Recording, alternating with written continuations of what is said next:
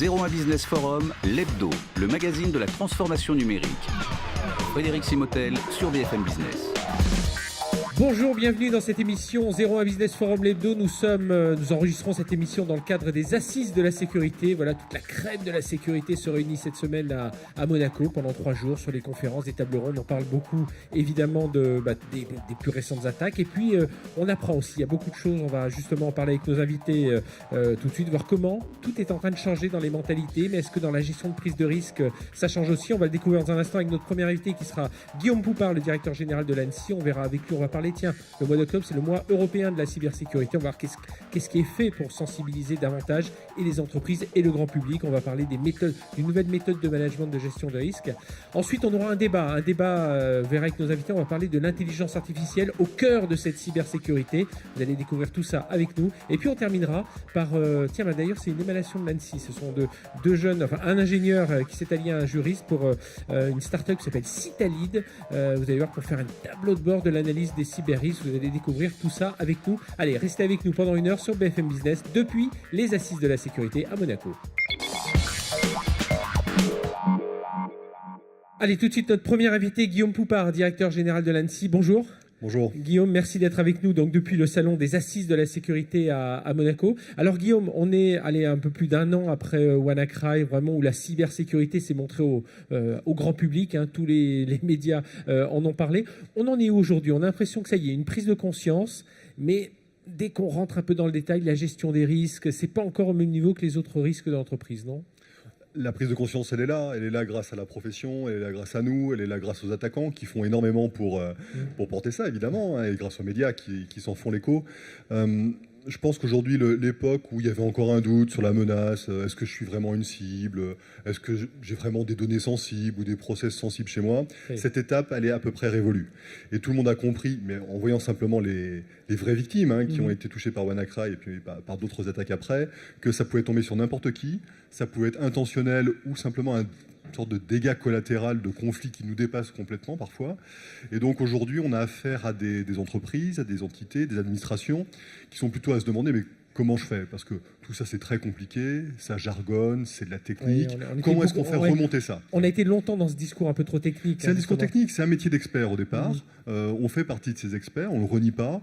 Par contre, il y a à la fois une grande responsabilité pour les experts pour élever le niveau de langage, pour parler à des décideurs, leur porter les clés pour qu'ils puissent décider.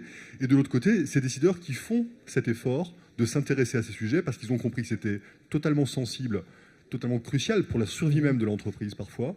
Et donc, c'est cette rencontre qui est en train de s'opérer en ce moment. Moi, je suis plutôt optimiste. Il faut être optimiste dans ce métier-là. Parce que voilà, il y a toute une communauté qui a compris que c'était vraiment en faisant front commun face à ces nouvelles menaces qui n'allaient pas s'arrêter. C'est pas une mode. C'est en faisant front commun qu'on allait pouvoir lutter efficacement.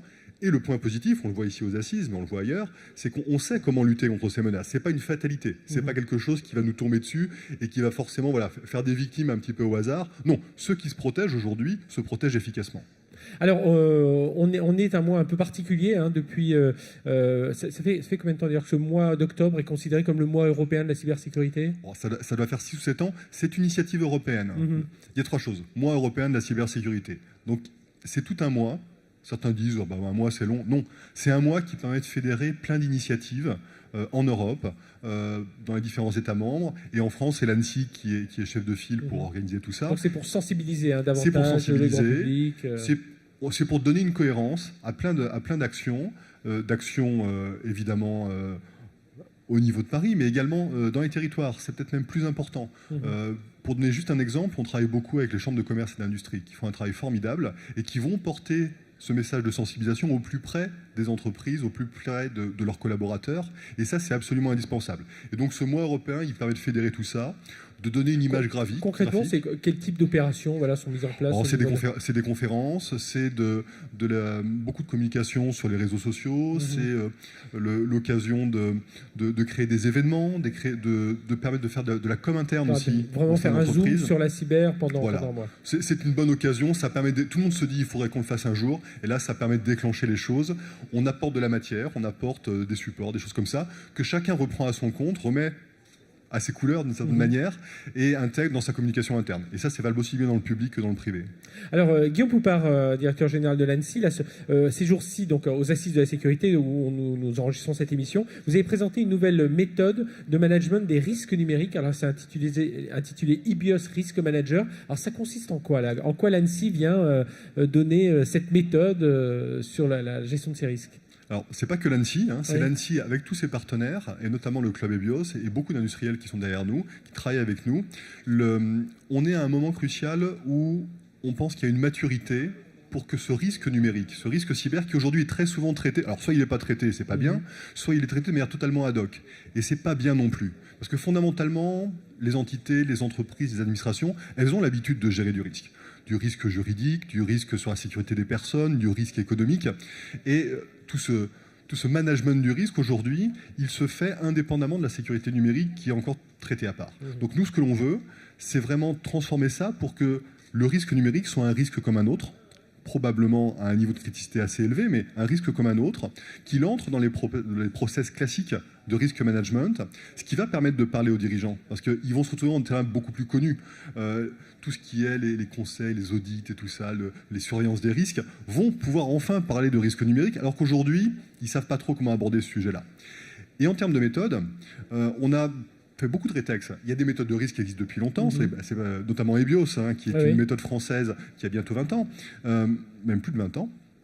Mais l'idée, c'est de faire du rétex, de rendre cette méthode beaucoup plus accessible, certes aux experts de la sécurité, mais également aux dirigeants, aux responsables métiers qui ne sont pas des experts. Voilà, parce que c'est eux qui savent finalement quels sont les vrais risques. L'étape suivante, c'est on a évidemment au niveau IT dans l'entreprise, ça y est, tout le monde est depuis longtemps. Pas si longtemps, les dirigeants, ça commence, mais voilà, c'est celui qui s'occupe de toutes les enseignes pour le retail, c'est le directeur commercial, c'est le directeur marketing. C'est eux qu'il faut réussir à il faut les associer.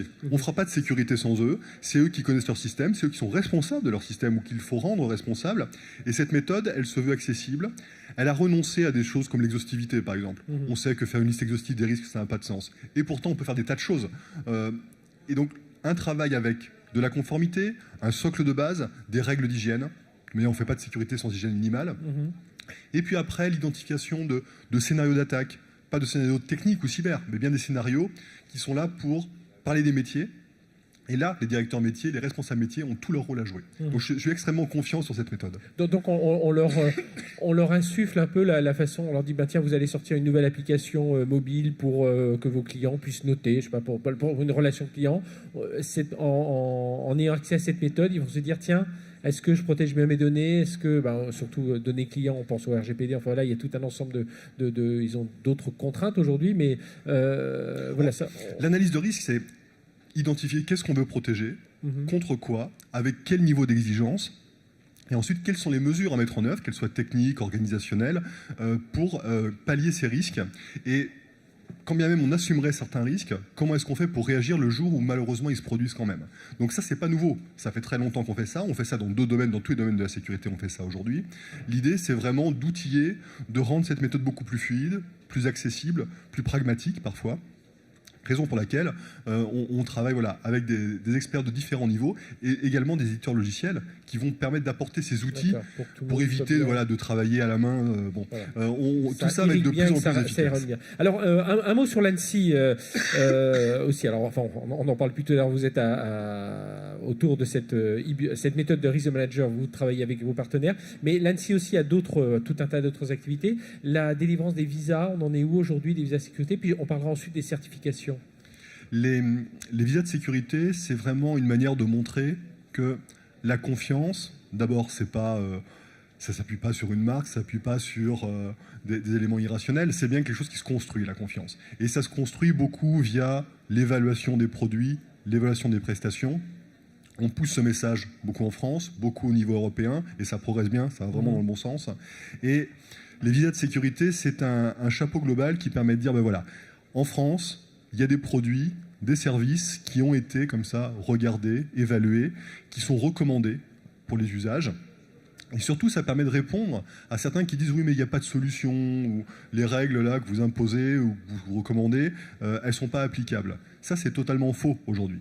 Des visas de sécurité, il y a pas moins d'une centaine d'entreprises, pas que françaises d'ailleurs, qui ont reçu des visas de sécurité. Ça représente plus de 500 produits et prestations différentes. Donc, est-ce que ça couvre l'ensemble du spectre? Il y a toujours des gens pour trouver des détails, mais globalement, on sait aujourd'hui, quelqu'un qui veut aller s'équiper, qui veut passer par des bons prestataires. Des bons prestataires, c'est quoi? Des prestataires qui soient compétents et de confiance. C'est ça que traduisent les visas. Eh bien, ils peuvent trouver ça. Et donc, on a un catalogue qui permet justement d'aider les clients à trouver des prestataires. 500 produits ont ce label. C'est énorme. Oui. Donc, on sort complètement du domaine un peu discret de cette question de la certification. Ça devient un sujet majeur. Ça devient un sujet européen avec le Cyber Act qui devrait bientôt être voté au niveau européen. Et les enjeux sont immenses parce qu'aujourd'hui, on parle de produits de sécurité. Demain, on parlera de la sécurité des produits. Et quand on pense aux véhicules autonomes, un exemple classique, quand on parle de produits de santé, par exemple, de choses qu'on va nous implanter dans le corps, on aura besoin d'avoir confiance, et parfois à un très haut niveau d'ailleurs, dans ces produits, parce qu'autrement, ça va être un cauchemar absolu. Et donc justement, cette approche par la certification, par la transmission de confiance, elle est absolument essentielle, et c'est vraiment pour nous une des priorités. Alors justement, certification, vous en parlez. Là, dans le cadre des assises de la sécurité, vous annoncez, c'est ça, une nouvelle, les prochaines certifications de nouveaux dispositifs de détection avec, pareil, des partenaires, c'est Thales et Gatewatcher. Ça fait un moment qu'on y travaille. On sait que pour faire de la cybersécurité, on sait à peu près quelles sont les règles. Il y a des règles de gouvernance, des règles de protection, il faut bien construire les systèmes. Il y a des règles où il faut préparer le pire, il faut préparer la crise, il faut avoir des plans de continuité ou de reprise d'activité, comme on dit de manière un peu pédante. Et il y a un dernier sujet qui est absolument majeur, c'est la détection d'attaques. On a vu et on voit encore trop de victimes qui détectent les attaques ou qui découvrent les attaques 2 ans, 3 ans, 4 ans après que l'attaquant ait commencé son attaque. Les conséquences, elles sont dramatiques, on ne sait même pas les chiffrer en général. L'idée, c'est bien de rendre comme une évidence le fait qu'un attaquant, il y a des attaquants qui vont passer. On ne fait pas de la sécurité absolue.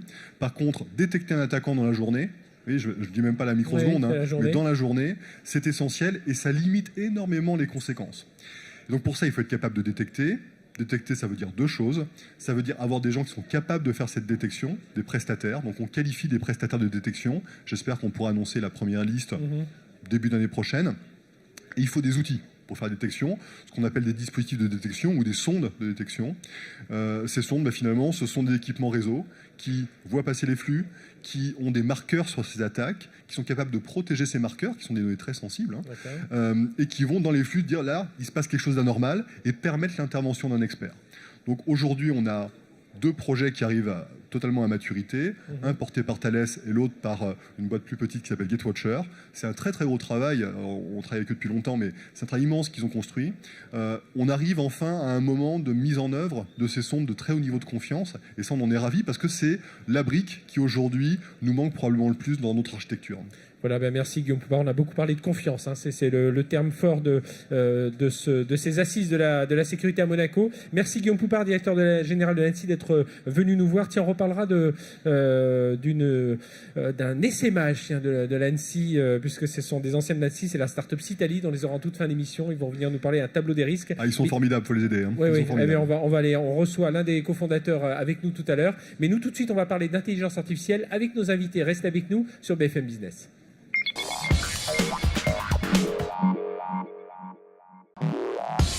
01 Business Forum, l'hebdo, le magazine de la transformation numérique.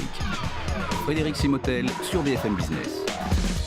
Allez, de retour sur notre émission 01 Business Forum l'hebdo. On va parler d'intelligence artificielle. Nous enregistrons cette émission depuis les assises de la sécurité à Monaco. Toute la crème de la sécurité est ici pendant 3 jours pour discuter de tous ces sujets et notamment d'intelligence artificielle. Vous savez, longtemps les technologies de détection, de suppression de virus informatiques se sont appuyées sur des signatures. Voilà, c'est une approche assez classique.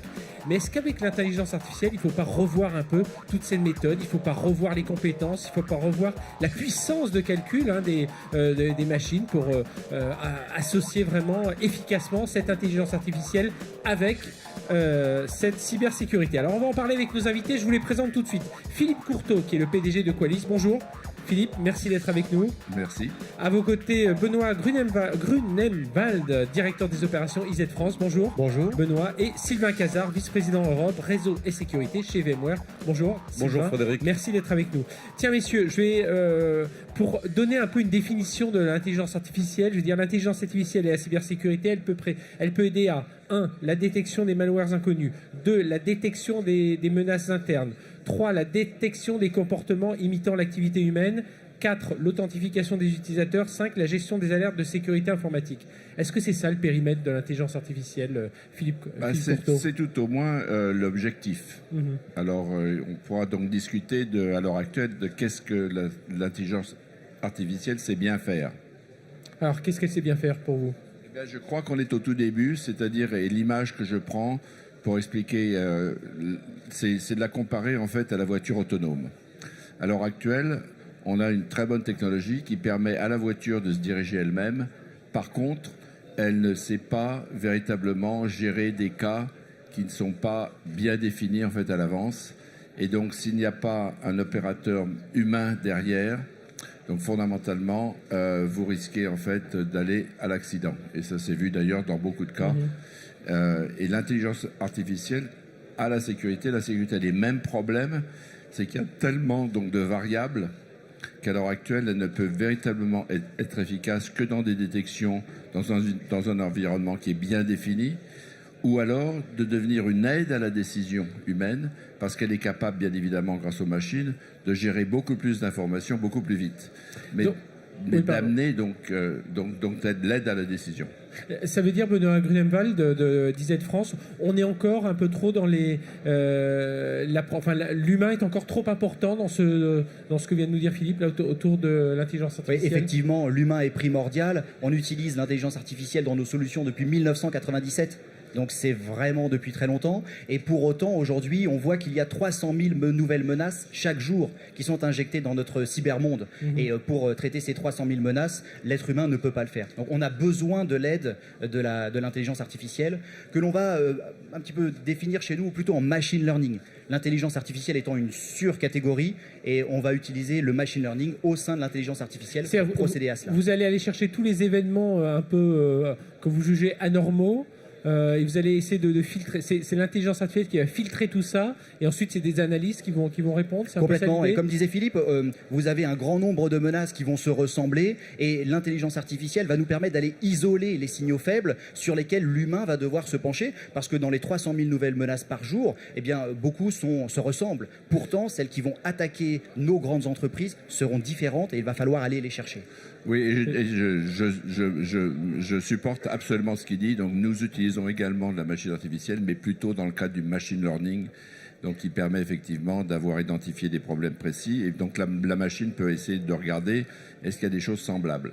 Et ça, elle le fait bien évidemment très vite. Sylvain Cazard de VMware, alors justement, autour de ses compétences, il faudra aller plus vite, hein, c'est ça, grâce au machine learning notamment?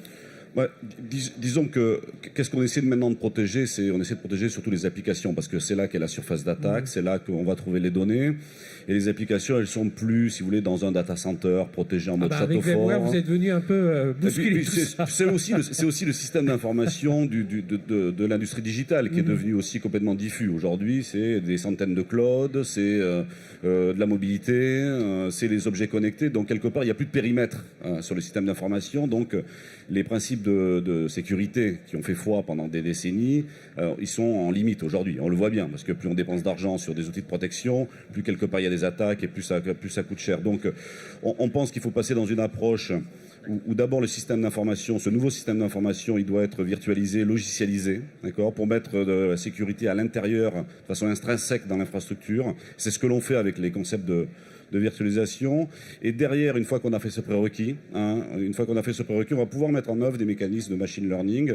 Nous, qu'est-ce qu'on fait? On essaie d'être en mode proactif plutôt qu'en mode réactif. C'est-à-dire on essaie de comprendre et faire un apprentissage des applications. C'est-à-dire l'application on la prend, on la compare avec d'autres applications, on fait du learning sur l'application. On a aujourd'hui, parce que tout ce que vous dites, oui, mais on a aujourd'hui la capacité de puissance, de calcul, tout ça, parce que les événements sont de plus en plus diffus. Voilà, je disais tout à l'heure, au départ, on avait des signatures de virus, d'antivirus. Bon, ça, c'était la génération précédente. Aujourd'hui, voilà, c'est des comportements, c'est les attaques, elles viennent de partout, même parfois, oui, de l'interne, qui peuvent être juste des malveillances. Disons que les algorithmes, on en a parlé, les algorithmes, les principes d'intelligence artificielle, ils existent depuis plusieurs décennies. D'accord. Maintenant, on a quand même les technologies avec la puissance de calcul des clouds, la capacité à aller capturer énormément de données dans le réseau, au plus près de là où peuvent se passer les attaques. Donc, on a les prérequis, les fondations pour pouvoir mettre en œuvre des mécanismes de machine learning, de l'apprentissage, du mode proactif. Et dès qu'une application ne se comporte pas comme elle devrait se comporter, là on peut prendre une action de protection sur cette application. Oui, et un point qui est très important, c'est les données. À la fois une quantité énorme de données est nécessaire, et ensuite il faut les classifier. Et à partir de là, on va utiliser des data centers qui n'étaient pas disponibles auparavant, et on va également avoir les algorithmes qui vont participer à la classification. Nous avons, depuis 30 ans, nous récupérons des menaces, et ces menaces-là doivent être classifiées. Et à partir de là, l'intelligence artificielle, machine learning, va apprendre. Et nos experts vont emmener, comme on élève un enfant, vont élever le machine learning, les algorithmes, pour les amener à détecter ce qui est bon ou n'est pas bon. Et de là, on va pouvoir classer rapidement, efficacement, les menaces dans différentes catégories. Finalement, Philippe Courtot, c'est la cybersécurité telle qu'on la conçoit là, avec cette intelligence artificielle, il faut être organisé, quoi, c'est tout, non? J'ajouterais que c'est plus compliqué, parce qu'en fait, à l'heure actuelle, il y a des données qui nous manquent. On n'a aucune idée en général de notre parc informatique. Donc on ne sait même pas qui s'est connecté, quand, comment, où, quels sont les postes de travail, etc. Le périmètre informatique est devenu gigantesque à l'heure actuelle, entre les on-premise, les endpoints, le cloud, les mobiles et bientôt maintenant l'OT et l'AEC. Donc ça, c'est déjà une inconnue. Donc à l'heure actuelle, pour faire du machine learning, il faut quand même avoir des données sur cet environnement, les conditions de température et de pression, si vous voulez, de l'environnement. Donc ça manque à l'heure actuelle. La deuxième chose qui manque, c'est que de plus en plus à l'heure actuelle, les communications se font machine à machine. Donc maintenant, vous avez tout le problème des API. À l'heure actuelle, vous posez la question en fait aux sociétés. Non seulement elles ne connaissent pas leur parc informatique, mais elles n'ont aucune idée non plus des API qu'elles ont. Donc de qui est en train de venir se servir sur les serveurs. C'est vraiment... Vous pouvez peut-être protéger l'application, mais si les API derrière sont vulnérables ou ne font pas exactement ce que vous croyez qu'ils font, vous avez ouvert des portes sans même vous en rendre compte. Donc le problème, il est très complexe. Et on ne peut avoir de l'intelligence artificielle que si les données de base et les conditions de l'environnement sont bien définies. Et c'est pour ça qu'à l'heure actuelle, elle est quand même limitée. C'est pour ça que je disais avant, elle peut servir à deux choses. C'est dans des conditions bien précises, connues et définies. Là, vous pouvez l'utiliser. Le machine learning dans ces mêmes cas. Et aussi, elle aide à la décision parce que quelquefois, il y a tellement d'informations que l'humain n'est pas capable de suivre. Donc là, on peut utiliser des méthodes de triage de l'intelligence artificielle pour faciliter l'aide à la décision. Mais finalement, donc dans les SIM, etc., c'est en fait l'homme qui va quand même prendre la décision, mais il est capable de la prendre plus vite et d'aller à travers un ensemble qui est beaucoup plus grand. Donc protéger les applications, protéger les API, et puis la qualité des données essentielle, Sylvain Cazard de VMware. Oui, sûrement que l'intelligence artificielle ne va pas résoudre toute la problématique de la cybersécurité. Donc j'aime bien l'image qui a été prise sur la voiture autonome. Quelque part, il va falloir que la sécurité soit intrinsèque à l'infrastructure qui transporte les données, d'accord ? Parce qu'on ne pourra pas tout protéger, parce que comme ça a été dit, l'environnement est tentaculaire, d'accord ? Donc il y a des prérequis d'infrastructure, et ensuite on travaille, aujourd'hui tous les industriels travaillent justement pour avoir des infrastructures autonomes, c'est-à-dire comme la voiture, la voiture elle va elle-même éviter l'obstacle, quelque part, et faire en sorte que, à cette image-là, l'infrastructure va éviter le... On en est loin encore de cette automatisation Je crois qu'il y a eu quand même des grands efforts qui ont été faits. Ce qui est au fur et à mesure qu'on modernise les choses, il y a de nouveaux objets qui se connectent quelque part au système d'information. Donc la surface d'attaque grandit en même temps. Mais il y a les prérequis quelque part, et notamment au travers des concepts de virtualisation, pour pouvoir insérer de la sécurité de façon intrinsèque et par-dessus mettre des mécanismes de machine learning qui permettent d'anticiper, d'être en mode réactif, et d'être en mode plus proactif que réactif par rapport aux attaques. Benoît Grunenwald d'IZ France, vous disiez tout à l'heure, ça fait 30 ans que vous travaillez sur ces données, mais le nombre d'attaques, voilà, on le voit tous, se multiplie. Qu'est-ce qui fait qu'aujourd'hui on n'y soit pas déjà, ou alors est-ce qu'on a déjà franchi beaucoup d'étapes? On a franchi énormément d'étapes. Vous le disiez, nos anciennes technologies, c'était la base de signature. On est passé sur l'analyse du comportement. Mais par contre, on n'enlève aucune barrière parce que les pirates peuvent tout à fait revenir à d'anciennes techniques. On l'a vu parfois. Donc, on ne fait qu'ajouter des couches qui vont améliorer la détection. Ça, c'est vraiment important. On ne s'arrête pas d'ajouter des couches pour pouvoir détecter. Et d'une manière générale, on le voit bien sur l'intelligence artificielle. Aujourd'hui, c'est au niveau de la recherche et développement, un peu comme en Formule 1. Et avant que ça arrive véritablement de manière autonome chez nos clients, il va se passer encore du temps. Bon, on va marquer une courte pause sur BFM Business. On va se retrouver dans un instant avec nos invités. On va continuer à parler évidemment d'intelligence artificielle. On va parler des compétences humaines aussi. Il faudrait voir est-ce que ces machines pourront... oui, on voudrait qu'elles se comportent comme des humains aussi pour détecter tout ça. On en reparle dans un instant avec nos invités. Je vous rappelle, on enregistre cette émission depuis les Assises de la sécurité à Monaco.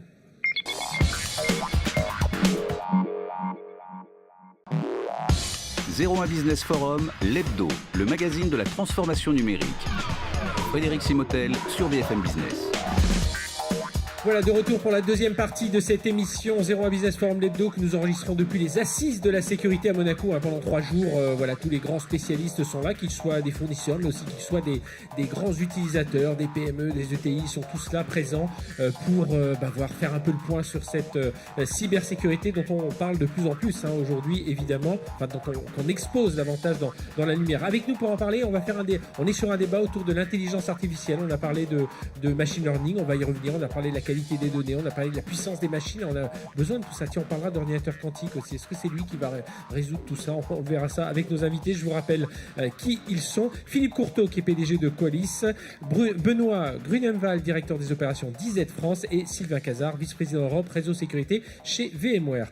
Alors, je donnais tout à l'heure quelques définitions autour de l'intelligence artificielle, détection des malwares, détection des menaces internes, la détection des comportements imitant l'activité humaine, l'authentification des utilisateurs, la gestion des alertes de sécurité.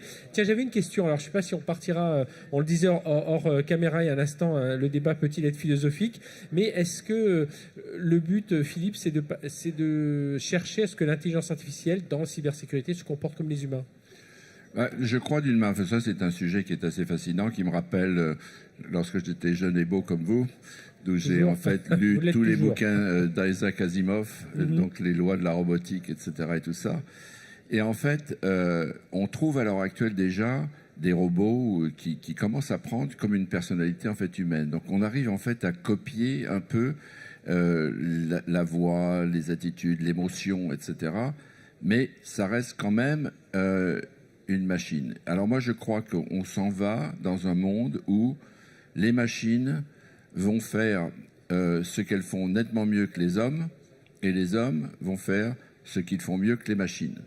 Donc ça va être une évolution assez normale et naturelle. Donc en ce qui concerne donc la sécurité, c'est là on voit déjà, et on en a parlé avant, où effectivement on voit que le machine learning par exemple, ça permet en fait de remplacer, d'automatiser beaucoup de choses, et donc de remplacer beaucoup d'individus. Mais par contre, ça ne nécessairement, ça ne remplace pas la décision qui doit être prise, parce que le système, si vous voulez, d'intelligence artificielle, et comme on en parlait avant, avec la voiture en fait autonome, il y a des cas de figure qui ne peuvent absolument pas prédire, parce qu'ils n'ont pas l'intuition, etc. Donc je crois qu'il va y avoir une séparation des tâches entre l'homme et la machine. Donc on va monter en régime, là, selon vous, Sylvain Cazard. On va laisser la machine détecter les signaux faibles, et puis ensuite on va apporter cette couche d'analyse, et on aimerait que cette machine, enfin l'intelligence artificielle, apporte cette qualité d'analyse.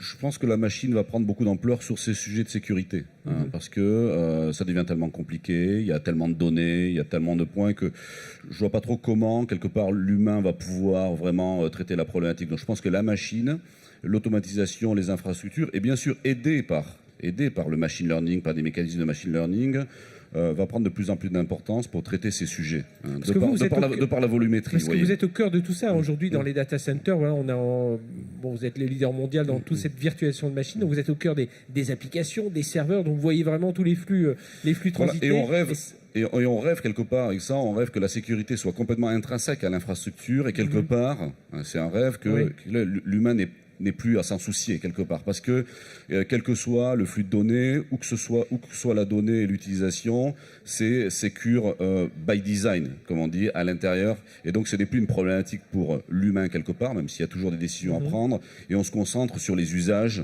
de tous ces outils et ces choses qui utilisent du numérique. Benoît Grunemwald, ça veut dire le machine learning devient une machine intelligente, c'est ça Alors le machine learning va devenir une machine intelligente. Si on veut simplifier, on peut dire qu'il y a deux types d'attaques. Il y a des attaques qui vont être destinées à la masse et des attaques qui vont être destinées à des cibles en particulier. Et le machine learning, l'intelligence artificielle, va nous aider à détecter les grandes attaques, mais vous allez pouvoir ensuite l'utiliser pour détecter les signaux faibles qu'il va falloir aller chercher pour détecter les attaques qui vont cibler en particulier nos OIV ou nos entreprises stratégiques. Et à partir de là, cette machine learning va de toute façon être accompagnée de présence humaine, parce que l'attaquant, lui, n'a pas de limite. L'attaquant est inventif, et l'attaquant, on le voit... comme vous dites, il peut revenir à des stratégies. Et il peut revenir à des stratégies. On l'a vu notamment quand certaines intelligences artificielles ont battu des joueurs de Go ou d'échecs. Eh bien, l'attaquant a reçu... le joueur humain a réussi à reprendre le dessus, même s'il s'est fait battre.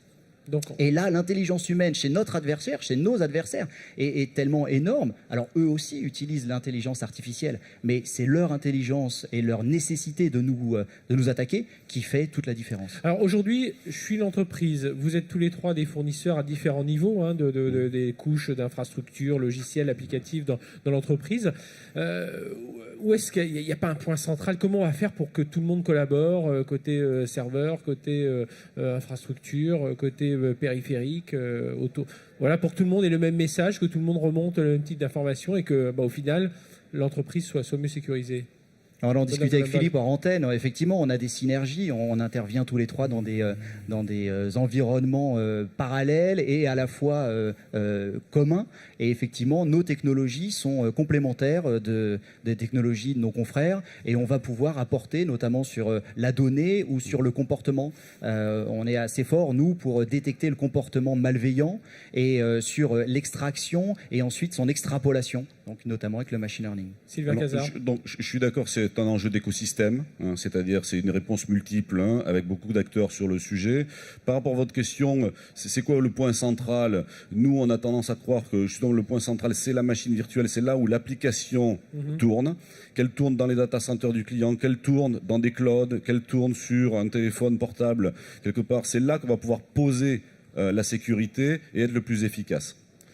Philippe, parlons puissance de calcul. Lorsqu'on a préparé cette émission, on m'a dit à un moment, pour que cette intelligence artificielle soit vraiment performante, il faut attendre la prochaine génération, le quantique. Oui, parce que ça demande, si vous voulez, quand vous faites cet exemple qui a été pris, la machine, elle arrive à battre quand même l'humain maintenant dans les jeux de Go et d'échecs, mais ce sont des conditions qui sont très définies. Donc les règles, en fait, sont là. Donc la machine peut faire beaucoup de calculs. Les machines à l'heure actuelle, notre informatique telle qu'elle est pas capable de faire ce que l'homme fait très bien, c'est-à-dire de faire en fait, si vous voulez, de faire l'analyse d'une image et de la comparer immédiatement en fait à quelque chose d'autre. Alors on arrive avec le machine learning en lui donnant beaucoup des images, etc., etc. Mais néanmoins, on arrive très facilement à fausser le débat en changeant quelques pixels dans les images et du coup la machine elle reconnaît quelque chose de totalement fait différent. Donc pour arriver à cette puissance de calcul que la cervelle le fait tellement bien, je crois qu'on arrive à une autre capacité de computing. Et là effectivement le quantum computing vous donne des puissances de calcul fondamentalement infiniment supérieures. Alors là on verra. C'est à voir, parce qu'il va falloir encore créer. Et là, je pense qu'à un moment donné, là, on est à peut-être 25 ans. Quoi. Ouais. Donc on a encore un peu le temps pour regarder. Mais justement, Benoît Grunewald de DZ-France, est-ce qu'on ne dépense pas trop d'énergie, parfois un peu, sur des technologies vieillissantes, là, autour de cette intelligence? Est-ce qu'il ne faudrait pas réfléchir autrement d'ores et déjà? On réfléchit, je pense que tous les acteurs autour de la table ici réfléchissent tous les jours à de nouvelles technologies et c'est là où l'humain ne remplacera jamais, la machine, l'intelligence artificielle ne sera jamais remplacée par l'humain parce que pour inventer l'intelligence artificielle, il faut des experts qui vont la définir, lui apprendre comment fonctionner et on est effectivement tous en train de chercher des nouvelles technologies. Sylvain Cazard, comment on réussit à convaincre un client aujourd'hui, intelligence artificielle, solution miracle ou pas, voilà, parce que tout le monde parle d'intelligence artificielle dans tous les domaines. Hein, il a tous les jours quelqu'un qui vient lui dire, grâce à l'intelligence artificielle, je peux repérer vos clients les plus fidèles. Et vous arrivez derrière en disant, nous, grâce à l'intelligence artificielle, on va pouvoir mieux sécuriser votre infrastructure. Comment on réussit à sortir un peu du lot? Bon, déjà, je ne crois pas que ce soit ce que l'on fasse. Si vous voulez essayer de convaincre que c'est la solution miracle, d'accord. C'est aussi notre rôle d'être pragmatique sur le sujet. Comme je le disais tout à l'heure, je pense que c'est un sujet qui est large. Hein, vous voyez, la cybersécurité, et on est dans un changement de paradigme que toute l'industrie doit prendre en compte et changer. C'est plutôt l'intelligence artificielle va venir augmenter quelque part la capacité à mieux traiter, à mieux anticiper les problématiques et à mieux automatiser la protection. Est-ce que c'est la solution miracle? Je ne suis pas certain. On manque de compétences humaines autour de cette intelligence artificielle, Benoît Grunewald? Oui, alors pour nous, dans la cybersécurité... On sait de toute façon, globalement, dans l'IT, on manque de compétences. Dans la cyber, on manque de compétences. Alors si je commence à en cibler, plus, encore plus... Bien sûr, on ajoute un niveau de compétence qui est différent de la cybersécurité. C'est l'intelligence artificielle, les réseaux de neurones. Et là, que ça soit appliqué à la recherche de maladies humaines ou à la cybersécurité, effectivement, il faut faire un pas et aller vers de nouvelles compétences. Philippe? Oui, I second the motion. Oui, on va, on sait qu'il y a des formations qui commencent. Il y a la région Île-de-France qui présente son plan intelligence artificielle la semaine prochaine. Enfin, voilà, ça commence à bouger pas mal autour de ça. Est-ce que dans toute cette intelligence, on a parlé des machines virtuelles, mais il y a aussi une histoire d'infrastructure. En quoi le cloud aujourd'hui, qui est au cœur de tout ça, le cloud peut aider? On sait que tout le monde y va. Hein, là, vous rentrez dans mon sujet favori. Oui. Et donc, fondamentalement, le cloud est à l'heure actuelle, les technologies cloud et surtout l'architecture cloud est un changement profond. J'en parlais déjà au RSR 2009 et on me prenait pour un peu quelqu'un d'un peu bizarre. En fait, le cloud simplifie considérablement l'architecture parce que vous regardez fondamentalement, il y a 3 éléments dans le cloud.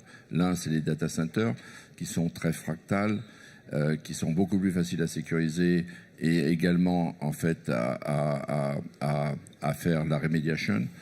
Et vous avez donc l'Internet qui devient la voie de communication qu'on peut aussi sécuriser. Et de l'autre côté, vous avez des boîtes, des postes de travail ou de l'IoT. Donc ça fait quand même une simplification considérablement de l'architecture réseau. En fait, le réseau est en train de disparaître.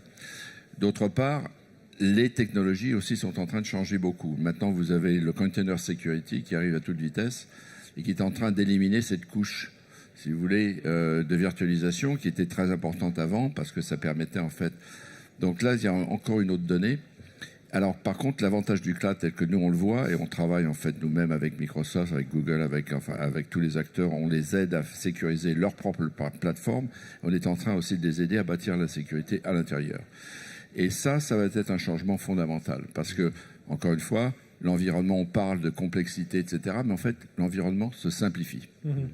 Et ça, c'est quelque chose que peu de personnes ne voient. Sylvain Cazard, oui, sur cet environnement qui simplifie. Je suis assez d'accord avec ce qui a été dit. C'est que le cloud amène des architectures qui sont nativement sécurisées. Je pense que cependant, il y a une évolution de toute la puissance de calcul va pas seulement aller dans les clouds. On voit aujourd'hui une voiture, c'est un data center en tant que tel. Une usine, ça va être un data center aussi en tant que tel parce qu'il va falloir de plus en plus de capacité de calcul au plus proche de là où se passent les activités pour l'expérience numérique qui va se passer soit dans un magasin, dans une usine, etc. Donc ça amène quand même une certaine complexité supplémentaire sur lequel il va falloir anticiper les bons mécanismes de sécurité. Benoît Grunewald. Alors sur le cloud, nous on le voit également du côté de l'adversaire. Et aujourd'hui, l'intelligence artificielle ou le cloud, nos adversaires l'utilisent et s'en servent pour pouvoir nous attaquer. Et à partir de là, on sait qu'il va falloir être toujours vigilant et bien anticiper. C'est ce que l'on fait notamment avec la threat intelligence, c'est-à-dire l'analyse des menaces qui sont à l'extérieur des entreprises que l'on protège et qui vont nous permettre, grâce à ces signaux faibles et à ces signaux que l'on va trouver sur le dark web par exemple, de pouvoir cibler et éviter qu'une entreprise soit attaquée, parce qu'on va repérer les infrastructures qui se montent pour les attaquer avant même que les attaques ne se passent. Tiens, Benoît Grunewald d'IZ France, quand on parle d'intelligence artificielle, on dit qu'elle pourrait aussi aider à cerner les comportements, les méthodes de travail des collaborateurs, les comportements dangereux ou malveillants. C'est une réalité, ça, aujourd'hui ? Oui, c'est une réalité. La menace intérieure fait partie des menaces que l'on doit prendre en compte quand on réalise une étude de risque. Et on voit également des nouvelles technologies. Chez nous, ça s'appelle EDR, Endpoint Detection and Response, qui vont analyser, récolter des informations, alors pas forcément sur l'utilisateur, mais sur son poste de travail. Et à partir de là, on va aller chercher le patient zéro, notamment lors d'une infection, et on va pouvoir également revenir à la source, ce qui va nous aider à également aller chercher l'attaquant et essayer de remonter jusqu'à l'attaquant. C'est ce que vous essayez de faire, Sylvain Cazard, chez VMware, c'est trouver un peu ces angles morts, en termes de cyber, hein, j'entends par là, mais ouais, j'appelle ça des angles morts dans les architectures, voire celles où les informaticiens ne vont pas, et c'est là où peuvent y avoir ces signes faibles. On essaie justement de regarder le comportement des utilisateurs au travers de l'usage de l'application, d'accord, parce que c'est là que ça se passe. On essaie de détecter le comportement normal de l'application. C'est-à-dire, on a trop tendance, dans ce monde de la sécurité, à aller chercher tous les cas de figure de failles. Vous voyez, on essaie de regarder le comportement normal. C'est quoi le comportement normal, on essaie de faire anormal. On fait un apprentissage. Justement, on ne va pas chercher le comportement anormal. On définit à travers, et le machine learning aide à avoir un apprentissage de ce qu'est un comportement normal d'un utilisateur d'une application. Et c'est toute déviance par rapport à ça qui permet de prendre une action de sécurité. Et ces mécanismes permettent d'avoir à traiter beaucoup moins de données, de ne pas avoir à gérer les millions de cas de figure possible d'attaque, mais de se concentrer sur le comportement normal. Et donc, on a une solution qui s'appelle App Défense et qui permet de traiter ça. Philippe Courteau de Qualys, vous vivez aux États-Unis. On sait que voilà, il y a, les hackers sont ils sont efficaces un peu à travers, ils sont très actifs un peu partout à travers le monde. Mais est-ce que les hackers aussi vont utiliser l'intelligence artificielle, qui ne sont pas plus bêtes que les autres? Non seulement ils peuvent utiliser l'intelligence artificielle, mais surtout c'est que les hackers sont assez malins. C'est-à-dire qu'on peut, toutes ces technologies de capturer le behavior des individus, etc., de ce qu'on fait, des machines, des applicatifs, c'est très bien parce que ça vous donne les comportements normaux. Mais inutile de vous dire que le hacker, il sait aussi passer entre les mailles de ce filet. Donc en fait, ça ne marche que pour, si vous voulez, des cas de figure plutôt généraux. Et les hackers, ils ont compris, et c'est le cas par exemple, si vous regardez dans les bases américaines en Afghanistan, ils arrivent à se faire planter parce que ce sont des talibans déguisés avec tout l'uniforme des soldats, en fait, etc., qui rentrent dans les bases. Donc, faire l'analogie. Exactement. Donc, c'est beaucoup plus compliqué qu'on le croit. Et donc, il faut être quand même assez prudent et se rendre compte que c'est des problèmes compliqués. Et il ne faut pas croire que, subitement, l'intelligence artificielle va vous permettre... va tout résoudre. Oui, effectivement. Et l'adversaire va utiliser l'intelligence artificielle pour pouvoir mieux cibler l'humain et notre utilisateur. On peut le voir soit verre à moitié vide, soit verre à moitié plein. Nous, on le voit comme étant le dernier rempart. Pour ça, il faut l'éduquer, il faut l'informer. C'est pour ça qu'on participe notamment à cybermalveillance.gouv.fr.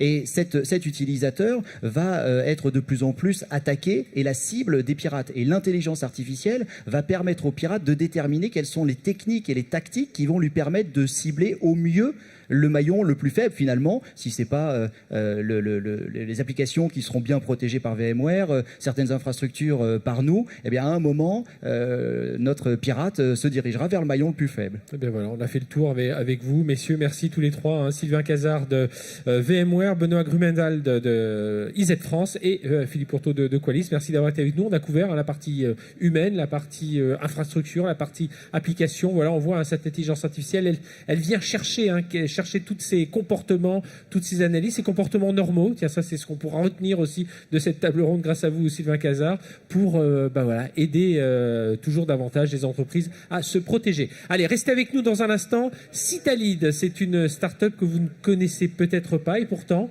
elle va vous fournir un tableau des cyber-risques. On est tout de suite avec son cofondateur. Allez, restez avec nous sur BFM Business.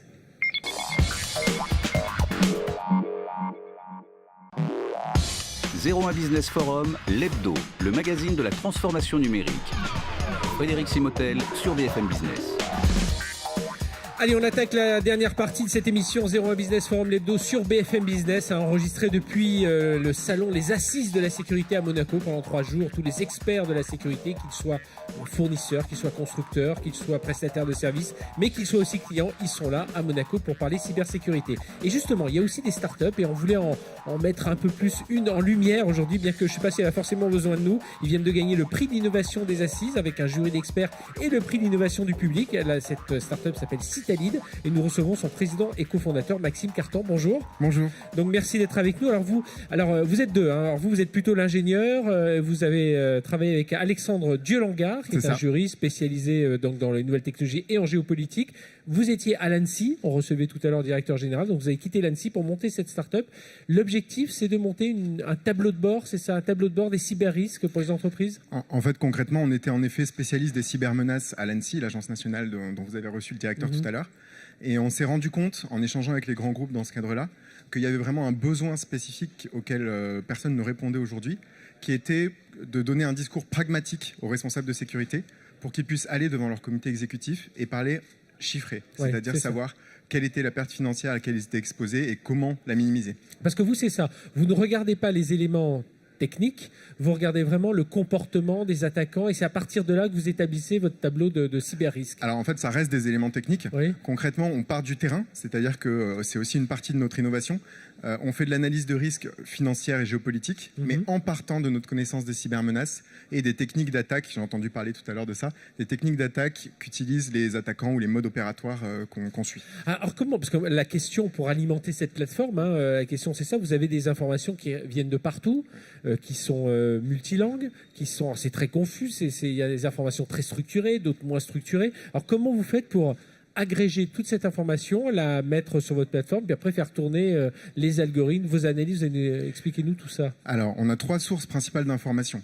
La première, c'est en fait le profil de nos clients, donc leurs implantations géographiques, leur taille, leur secteur d'activité, etc.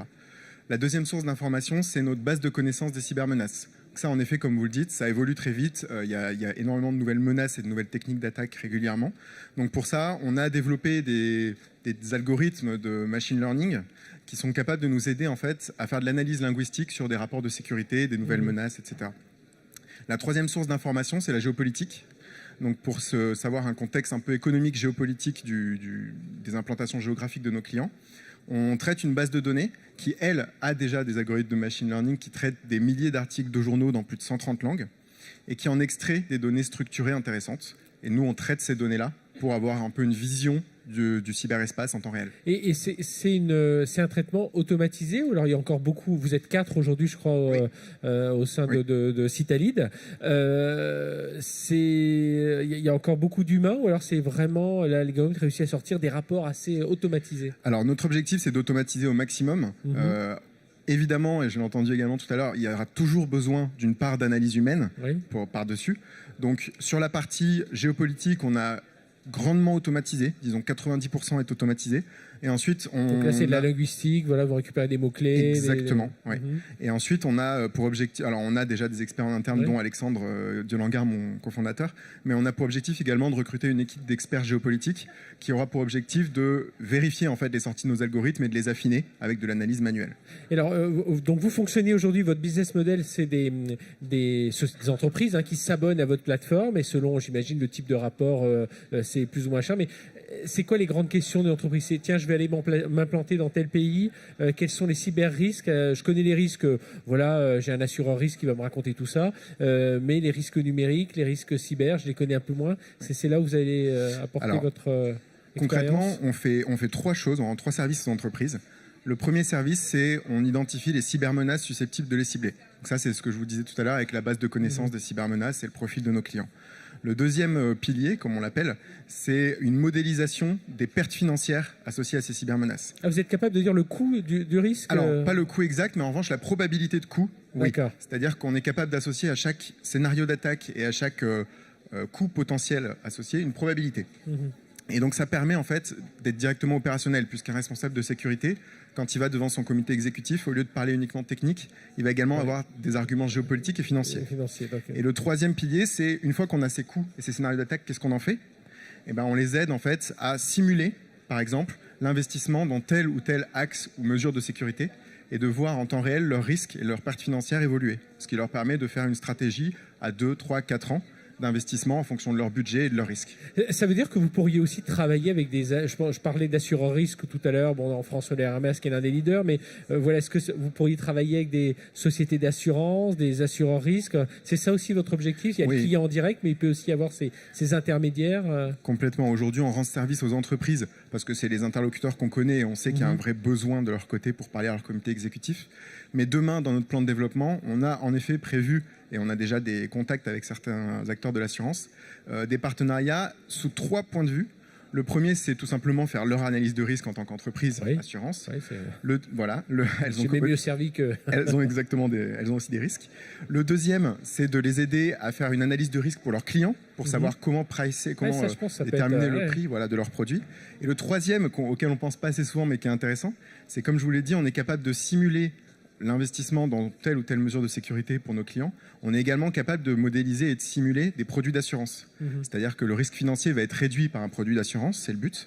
Et donc on a pour objectif de développer des partenariats avec des sociétés pour qu'elles modélisent sur notre plateforme leurs produits d'assurance et que les clients puissent voir en temps réel quels sont les produits les plus rentables et les plus adaptés à leurs besoins. Donc Citalid, créé fin 2017, est déjà bien implanté. Présence en France aujourd'hui, j'imagine que voilà, l'étape suivante, c'est quoi? C'est la levée de fonds, c'est présence à l'international? Alors aujourd'hui, présence en France avec une poignée de gros clients français qu'on comptait cibler et qui sont dans des secteurs bien particuliers qu'on souhaitait traiter. Demain, en effet, il va y avoir d'abord consolidation du marché français, puis ouverture à l'Europe, puisqu'il y a quand même des liens forts avec l'Europe aujourd'hui au niveau cyber. Et pour ça, on va en effet avoir besoin également d'un relais de croissance. Voilà.